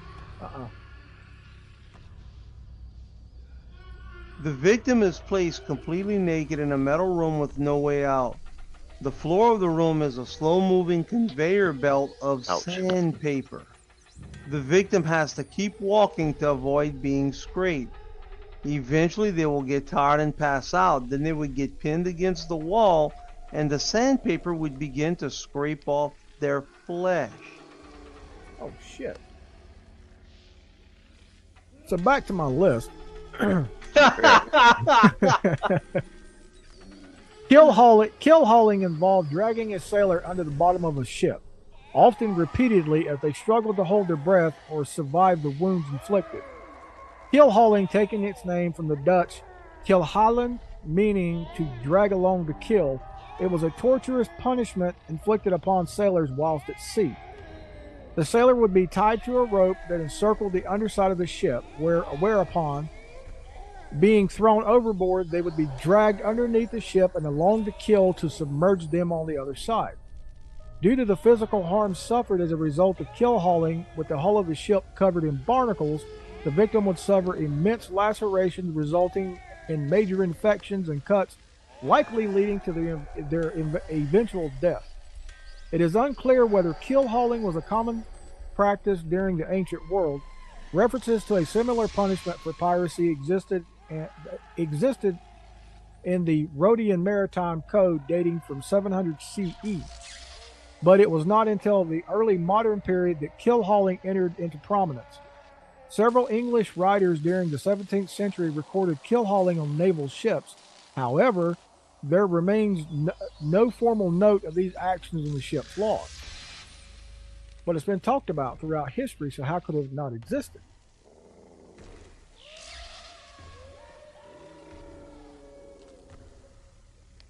Yeah. I mean, it's a good way to kill somebody rather quickly, to be honest with you. Unless you just had it timed. And if you had it timed, how many times have you done that? Right. Well, I also know that hanging from the yard arm was common too. Oh yeah. And then walking the plank, and people said that never existed, but it actually did. Yeah, Edward Teach, which a lot of people don't know his real name, but his real name was Edward Teach, but that's Blackbeard. Blackbeard actually left chronicles on land at his home with his daughter, his real daughter, and she still has his chronicles of all the things that he did to prisoners on the ship and, you know, people that they had abducted from other ships and vice versa and whatnot. And there were a lot of things that he did to people that was just unreal, like sticking the end of a musket up the backside of one of the prisoners until he was certain he was about halfway up and pulling the trigger. That's a way to die. Jesus. And would continuously keep doing that until the lead round exited the top of the head. So continuously pulling out, reloading, inserting, firing, pulling out, reloading. Well, at this point, this is where I'm going to log off and I'm going to get some sleep now that we've had story time. Okay, buddy. It was nice having you. All right. We'll catch you next time.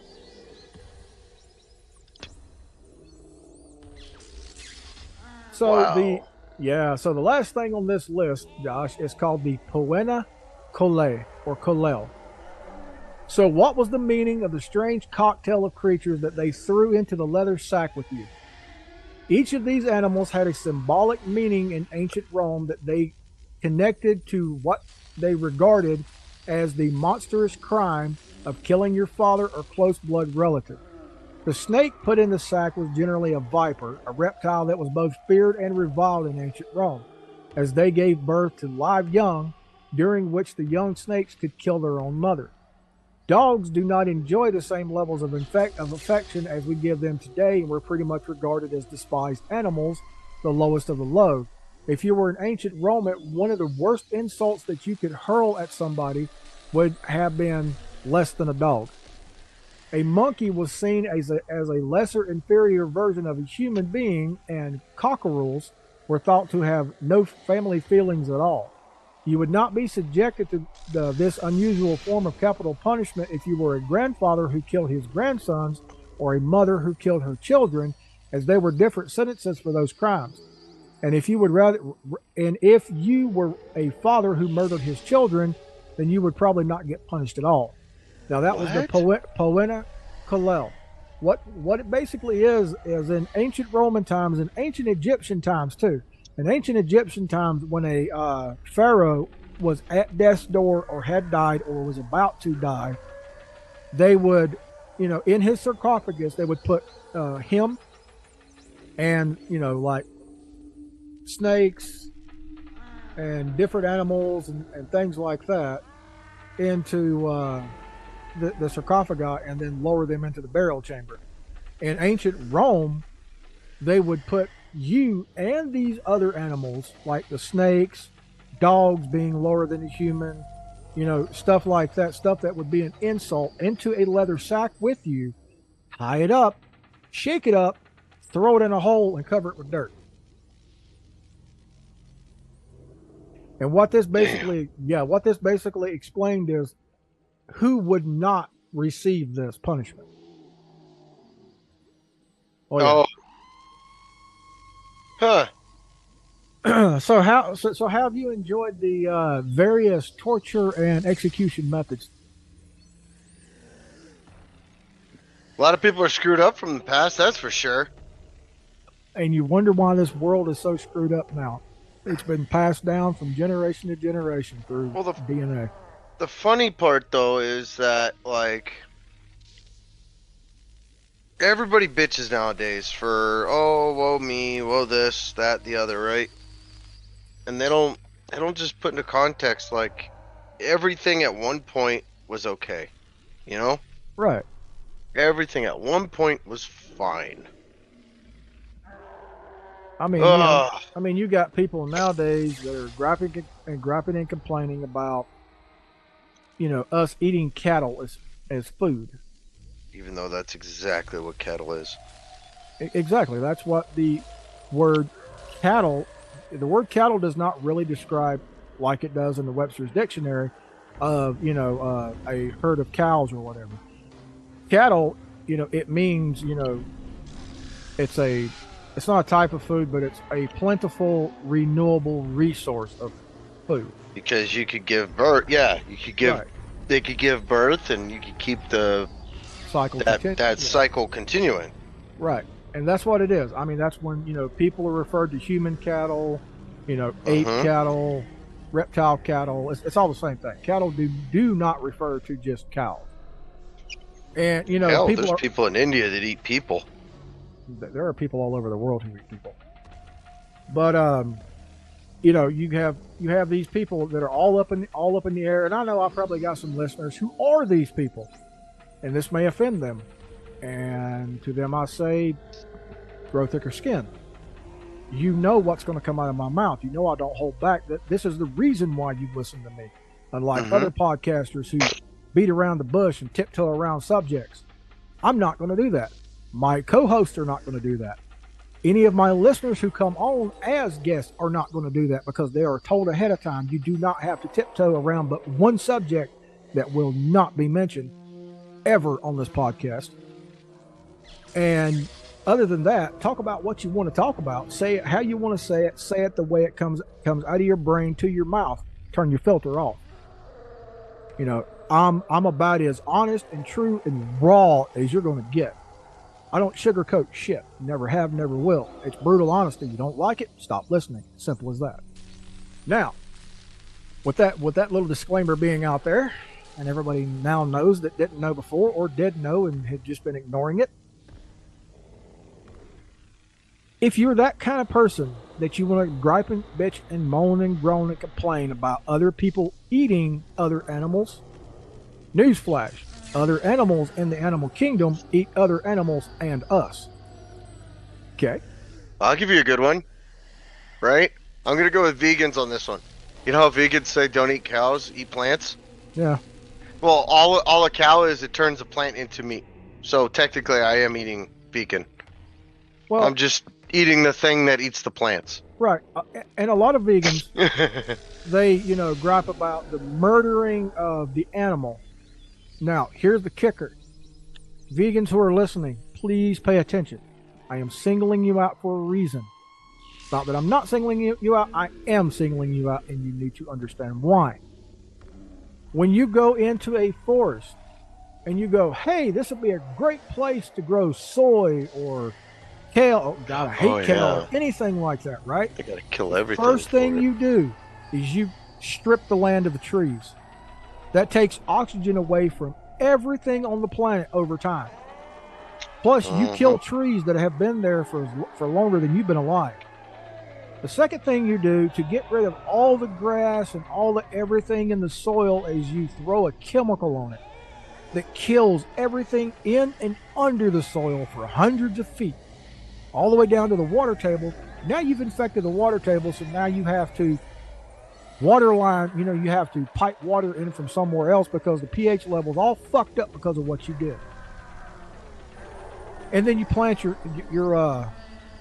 soy farm or whatever you're planting, and you strip hundreds of acres of trees and, you know, killed all kind of animals and drove other animals out of their own natural habitat that would die without having, say, that tree to live in, because they can't live on the ground. They're not a ground-dwelling animal.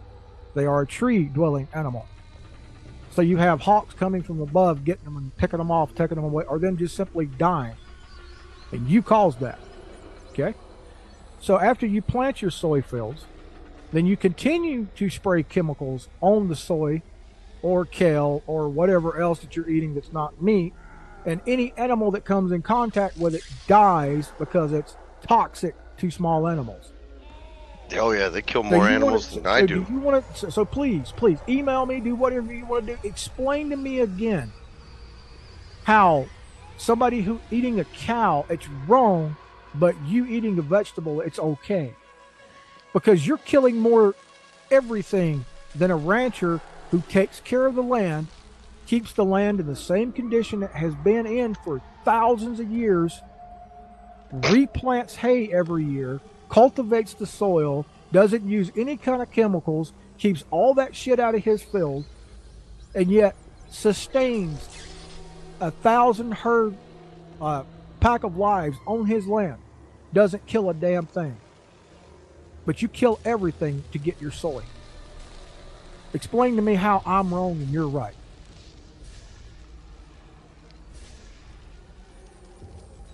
I'm waiting. Anyway. Yeah. Yeah. I mean, it's true. They kill everything on the land. I mean, it's no different than the tree huggers of the 70s or the 60s and 70s. And they were the ones who were strapping themselves to trees and, you know, stuff like that, talking about quit cutting down the forest, you know, stop murdering the land, stop doing this, stop doing that. But then they were also the ones who were living in tree houses, you know, the big elaborate tree houses or cabins that you had to cut down trees to build, because they didn't want to live, you know, on the power grid, and they didn't want to live anywhere near authority. Are you fucking shitting me? So you're going to go in and you're going to cut down 40 trees, if not more, to build a cabin, or go up into a tree and drive huge ass spikes into it to build a tree house, to which you have to cut down other trees to make boards to build the tree house. But, you know, people who are clearing land, say for a ranch or for a home development or anything like that, you want to bitch and gripe at them about how they're wrong and they're murdering nature. You're doing the exact same thing. They're just trying to justify it. That's the only difference. Like, how can I call it? It's a justification in their own mind that will make them feel better. I mean, and honestly, it's not even, I mean, you can't say it's liberals doing it or Republicans doing it or progressives or conservatives. It's everybody of every fucking side does this shit on a daily basis. I mean, there was something that came out in the newspapers before the internet was ever invented. And it was a small clip in the classified section of a newspaper. And then it became front page news, you know, about a year and a half so later. And it was a picture of a younger girl. She's probably in her 60s or 70s now. So if you're the one hearing this, I'm not making fun of you. I'm just using your clipping to drive a point home, because your thoughts on life have probably changed by now. But it was in a newspaper, and it said, and it was from a young woman, and the young woman said, I don't understand why people have to kill cows and eat them. Why don't they just go buy the meat in the grocery stores where no animals were harmed?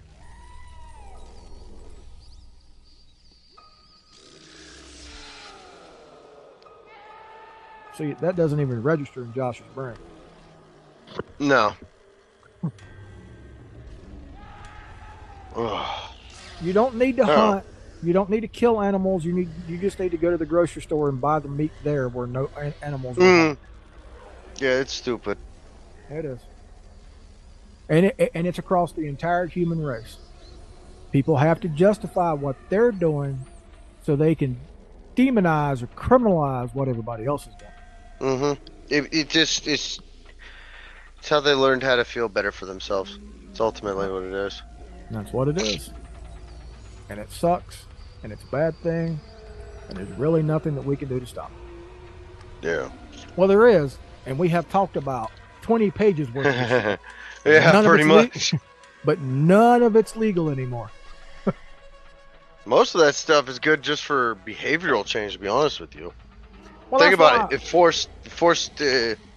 It forced admission of guilt, even though they probably weren't guilty. Right. I mean, that's why, I made the joke about using a cat of nine tails and turning it into a scourge, mounting it on your wall. Do not ever use it. I am not going to be held liable for the stupidity of some fucking moron who decides to turn a cat of nine tails into a scourge and try to use it. Do not use it. If you create it, just hang it on your wall. And above it, put a plaque above it. The beatings will continue until morale improves. And just leave it at that. It's a great conversation piece. People will see it when they walk through the door and go, oh, hey, I know what, oh, damn. And just leave it alone. I know I'm hungry. How is what I'm talking about making you hungry? I don't know. I eat all the time. Oh, okay. Well. You were talking about cattle. Apparently, I was just into beef. So, I mean, it's what's for dinner. Where's the beef? It's what's for dinner. You got to say it like Sam Elliott, though. Beef. It's what for dinner. I know. I don't know. I wish I could sound like him. Oh, yeah. He's a unique voiced individual. Yes, he is. All right, buddy. Well, I think that's all the time we have for tonight. I mean, we could have went longer. I mean, I don't have a time limit on Zoom. So anybody out there that's, talk to other podcasters or whatever, they normally have a time limit because they have so many guests lined up. They have to get so many in. I don't schedule my guests that way. I schedule my guests so they have a several hour window to talk about whatever they need to get off their chest or experience, whatever the case may be. So if you'd like to get on the show or just to email me about any experience or encounter or anything you witnessed or anything you've seen or heard about, you can do so by emailing me at investigation cryptoparalogy. That's CRYPTOPARAOLOGY at gmail.com, or message us on our Facebook page. Just search Investigation Cryptoparalogy. It'll come up. And, we would love to talk to you. We'd love to get you on the show. Have a wonderful day today and a greater day tomorrow. Yeah. Find us on the web at www.investigation-cryptoparalogy. That's CRYPTOPARAOLOGY.com. On Facebook at www.facebook.com/investigation-crypto. Listen to us on any major podcast players, including Apple Podcasts, Anchor, Amazon Music, Google Podcasts, Pocket Cast, Radio Public, and of course Spotify. We continue to spread to more podcast players each day. You may contact us by using the contact page on the website, or by sending a direct message to our Facebook page, or by emailing us directly at investigationcryptoparalogy@gmail.com. That is investigation, CRYPTOPARAOLOGY@gmail.com. Also, I would like to add this. If you're feeling down on yourself, or like you don't matter, or there's no hope left, we're here for you. You can contact us through our Facebook page or by emailing us at investigationcryptoparalogy@gmail.com. We are happy to listen and possibly help you find a better tomorrow. If you don't want to talk to us, you can contact the Suicide Hotline of the United States. They have a crisis text line if you verbally speaking to someone is not your thing. Text HOME, all capital letters, HOME, to 741741. If you do want to verbally speak to someone, the National Suicide Prevention Hotline is 1-800-273-8255. And if you are a veteran, you can also call 1-800-273-8255 and then press 1. Well, folks, that's all the time we have for tonight. I sincerely hope you will join us again next time for another spine-tingling, hair-raising experience from the depths of the abyss. If you would like to contact me about an experience you have had or to get on the show, email me at investigationcryptoparology@gmail.com. That's investigation, CRYPTOPARAOLOGY @gmail.com. 'Cause my monsters are real.